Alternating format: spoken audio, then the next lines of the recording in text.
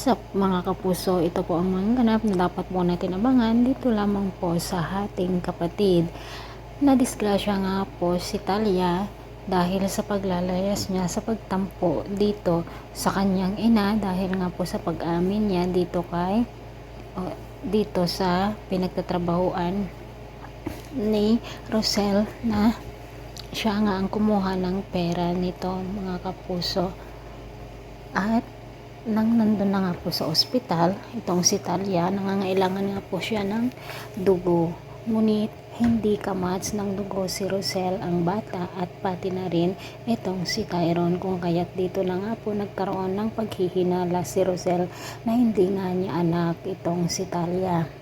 Nagtanong nga siya dito sa lalaki na kung saan ay ang kamag-anak ng kaibigan niya noong nanganak siya mga kapuso, at hindi nga alam ng lalaki ang kanyang isasagot. Samantala nalaman naman na ni Belle na ampon lamang siya at tinatanong nga niya kung sino nga ang kanyang tunay na mga magulang.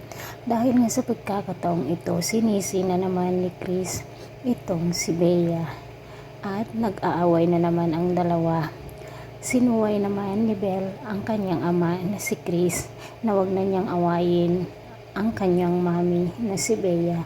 Samantala mga kapuso, nagkaroon na nga ng paghihinala itong si Bea na parang si Chris ang tunay na ama nitong si Belle, kung kaya't agad nga siyang nagtanong dito sa kaibigan ni Chris.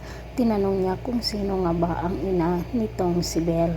Mga kapuso, malalaman na nga kaya ni Bea na si Rosel nga na ex noon ni Chris ang ama ng bata. At nagtanong rin itong si Belle kung dito sa malapit sa kanila o kamag-anak nila kung na alam niya ang kanyang tunay na ina. At naikwento nga ng babae na si Rosel nga ang naging ex-girlfriend nitong si Chris. Abangan po natin ang kapanapanabik na ganap dito lamang po sa ating kapatid. Maraming salamat.